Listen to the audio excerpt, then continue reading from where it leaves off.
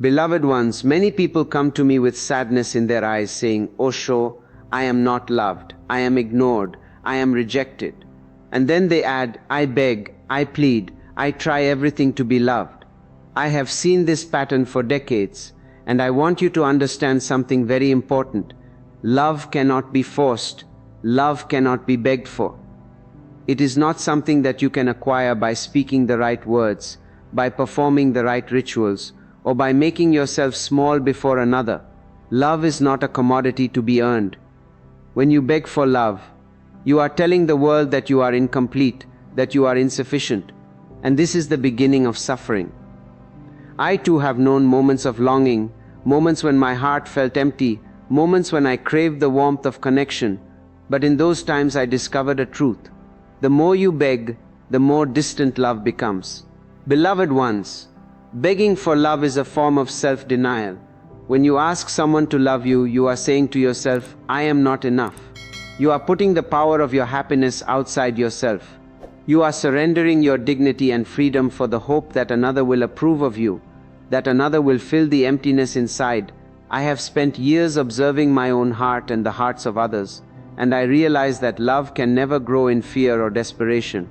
Love cannot thrive where there is demand or compulsion. Love is not a reward for cleverness or charm. Love is a natural flowering of your own wholeness. When I speak of love, I speak of presence, awareness, and depth. I command speak of love disguised as captive from the moment to government you took up disguised as captive from the moment to government you took up disguised as captive from the moment to government you took up disguised as captive from the moment to government you took up disguised as captive from the moment to government you took up disguised as captive from the moment to government you took up disguised as captive from the moment to government you took up disguised as captive from the moment to government you took up disguised as captive from the moment to government you took up disguised as captive from the moment to government you took up disguised as captive from the moment to government you took up disguised as captive from the moment to government you took up disguised as captive from the Many people mistake attachment, neediness, and dependency for love. They believe that if someone does not respond to their desire, it means they are unloved. But love is never outside. Love is inside you. It is not a gift to be obtained from someone else. It is the reflection of your own being. I have lived alone in quiet moments for long stretches of my life, not because I rejected others, but because I wanted to understand love from its source. And in that solitude I learned that begging for love is useless. Only when you are full in yourself, only when you recognize your own worth, does love appear naturally. Beloved ones, consider this.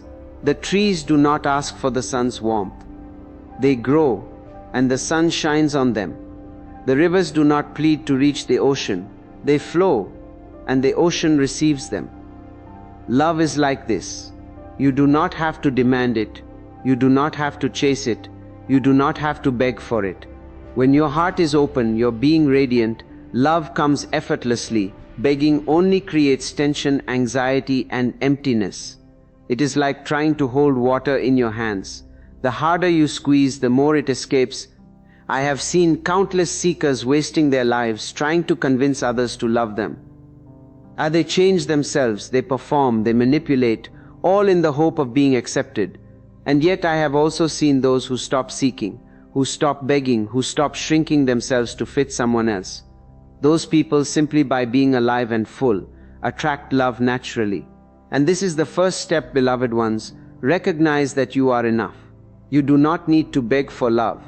Love is not outside, it is your own existence shining, ready to reflect back to the world. Beloved ones, when I speak of love, I do not speak of attachment, possession, or neediness. Many people misunderstand love. They think love is a reward, something to be earned by pleasing, by proving, by giving themselves away until nothing is left. I have observed this in my own life and in the lives of countless seekers. They approach relationships with a kind of calculation, hoping that if they perform correctly, if they say the right words, if they act in the proper way, love will be given to them. And then, when they do not receive it, they feel rejected, abandoned, and desperate. This is the tragedy of begging. The mind believes it can secure love, but the heart knows differently. I have lived long periods of solitude, and in that solitude I learned the real language of love. You see, love cannot grow in fear, in tension, or in expectation. When you beg for love, when you chase it, you are speaking the language of fear. You are communicating insecurity and emptiness. The universe, existence, life itself does not respond to that language. Only when you are complete in your own being, only when you are present, open and radiant, does love appear effortlessly. In my life I have seen this truth again and again. The more you demand, the more love flees. The more you relax, the more love flows naturally. Beloved ones, consider the rivers and the oceans. A river does not beg to reach the sea. It simply flows. The sea does not demand the river to arrive. It simply receives. And in that natural flow there is harmony, there is grace, there is beauty. So it is with love. Do not try to manipulate it. Do not try to control it. Do not shrink yourself to fit into someone else's expectations. When you are full, when you are alive, when you are honest with your heart, love comes to you as naturally as sunlight touches the earth. Many people ask me, Osho, how can we make someone love us? I tell them, you cannot. You can only make yourself available, radiant and complete. Love is never outside. It is never something you take from another. It is your own being shining, reflected back by life. When you stop chasing it, when you stop manipulating, when you stop pretending, you become magnetic. People are drawn to your presence, to your freedom, to your joy. And that is real love. And that is real love. Beloved ones, solitude is your teacher. It teaches you to be full in yourself. It teaches you that you are sufficient. It teaches you that begging for love is unnecessary. I have sat for days in quiet meditation, alone in nature, and I have felt love flowing to me, not because I asked, not because I pleaded, not because I deserved it, but simply because I was complete, simply because I was present.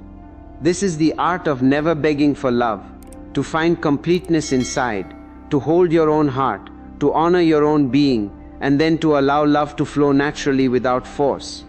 Remember, beloved ones, love is not a reward, and it is not a negotiation. It is a reflection of your wholeness. When you stop asking, when you stop chasing, when you stop shrinking yourself for others, you open the door to the most profound and effortless love that life can offer. Beloved ones, begging for love is a reflection of self-rejection.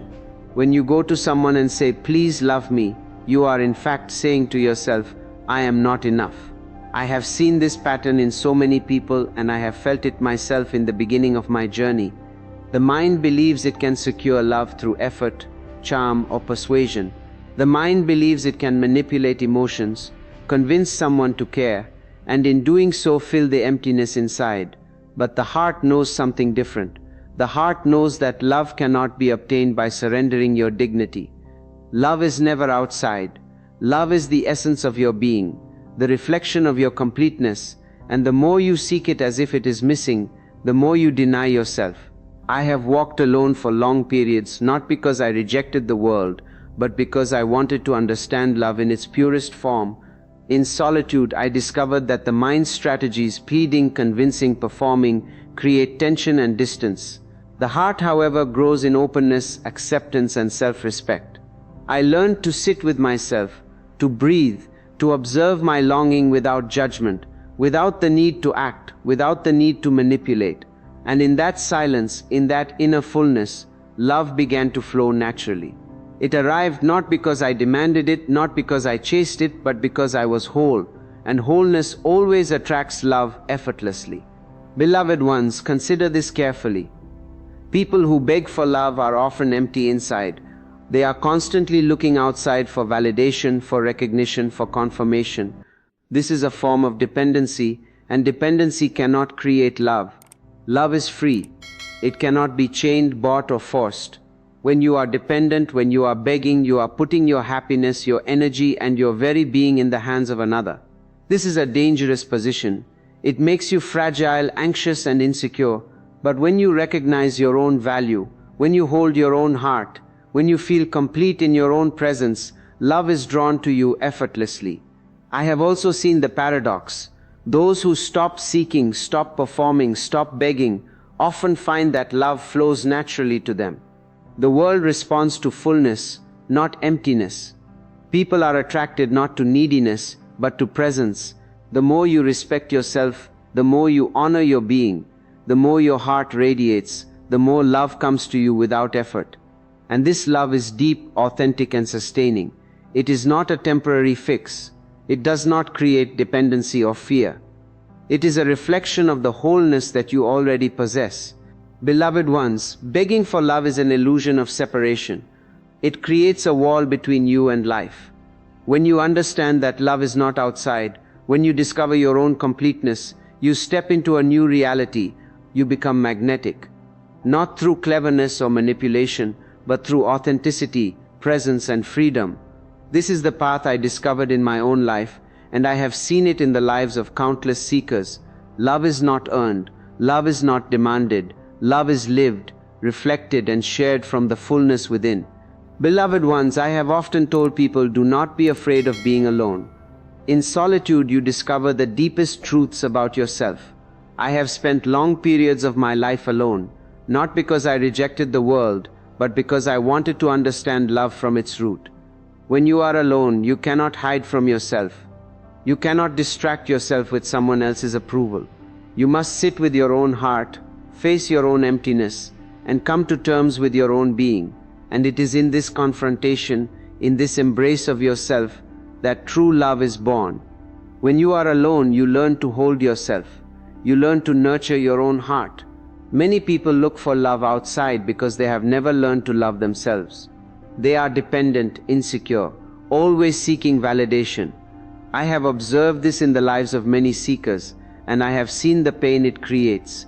Begging for love becomes a habit, a pattern, a chain around the heart.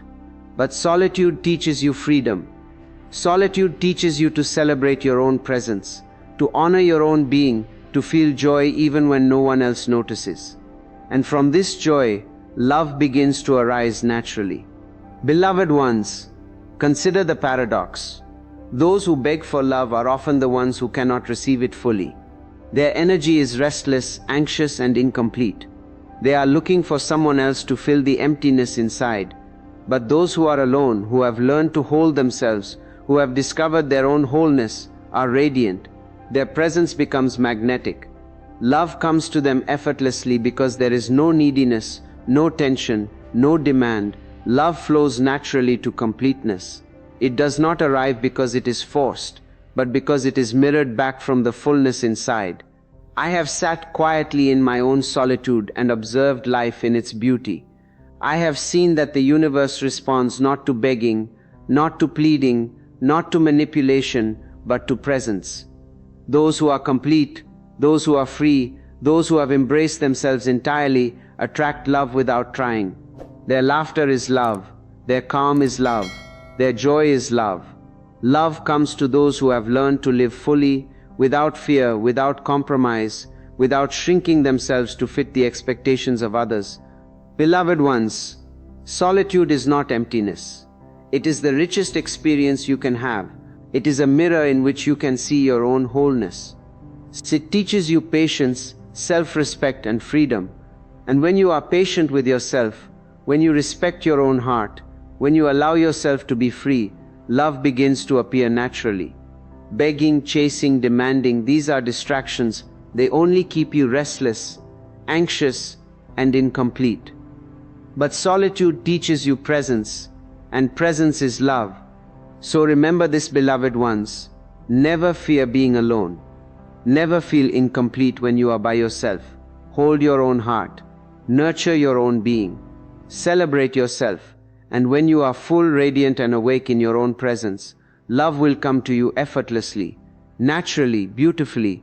Love is drawn not to need, but to fullness. And this fullness, beloved ones, begins in solitude, in self-acceptance, and in the quiet joy of simply being alive. Beloved ones, let me tell you a secret. Many people believe that love must be pursued, that it must be earned, that it must be forced into existence by effort, pleading, or charm. I have seen countless seekers trying endlessly to convince others to love them. They change themselves, they perform, they manipulate, all in the hope of being accepted and cherished. And yet, I have also observed that the more you chase, the more elusive love becomes. The heart, when it feels the pressure of begging or neediness, cannot breathe. Love is suffocated by force, by desperation, by calculation. The more you cling, the more it escapes. I have discovered that the real power of love lies not in seeking or asking, but in being. When you stop trying, when you stop performing, when you stop shrinking yourself to fit into someone else's expectations, a remarkable transformation occurs. Life begins to respond to your presence, your openness, your freedom. People are drawn to you, not because you convince them, but because your being radiates fullness. The energy of completeness is magnetic, and love flows naturally to those who are whole in themselves. I have witnessed this countless times in my own life, and I have seen it in the lives of seekers who have learned to honor themselves. Beloved ones, innocence is the highest form of love. A child does not beg to be loved. A child does not negotiate, does not calculate, does not manipulate. A child simply exists, fully, openly, naturally, and because of this openness, love surrounds the child effortlessly. We have been taught to believe that love must be earned, that it requires strategy, control, or sacrifice. This is a misunderstanding. True love does not come from calculation. It comes from presence, from radiance, from being alive in the deepest sense.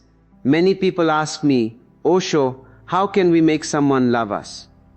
I tell them, you cannot, and you should not try. Love is not a tool for fulfillment or a reward for cleverness. It is a reflection of your own wholeness. When you are complete, when you are free from fear and neediness, when you honor your own heart, love arrives naturally.